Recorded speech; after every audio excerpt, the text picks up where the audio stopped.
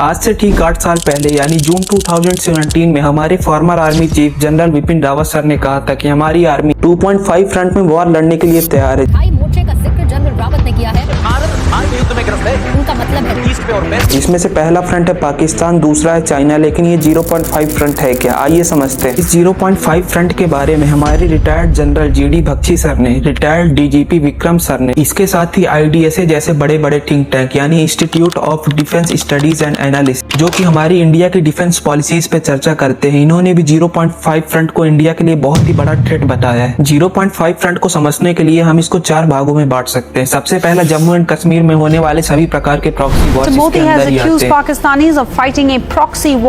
हैं। नंबर 2 है इसके अंदर नक्सलवाद। तीसरा है इंडिया में जितने भी गलत इंटेंशन से किए गए प्रोटेस्ट होते हैं में पत्थरबाजी की नई घटना ने। चौथा और most important part of 0.5 front is perception war. Because now striking the enemy is not enough. You have to film it. You have to record it. Maybe even add music and subtitles.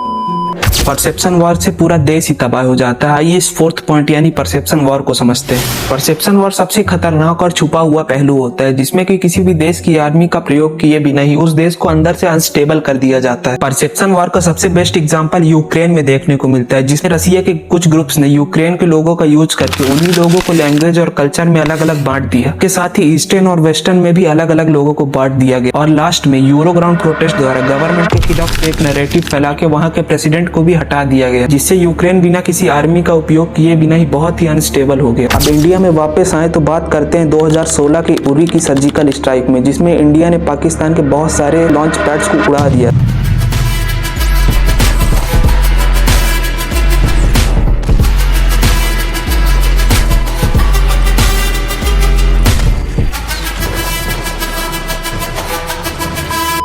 इसके बाद ही opposition के बहुत सारे leaders जैसे अरविंद केजरीवाल जो कि आम आदमी पार्टी के लीडर है, इसके साथ ही संजय निरुपम जो कि कांग्रेस महाराष्ट्र के लीडर है, और पी चिदम्बरम जो कि सेंट्रल मिनिस्टर है कांग्रेस के, उन्होंने इंडियन आर्मी से प्रूफ मांगे थे कि बताइए कि लॉन्च पैड किधर उड़े हैं।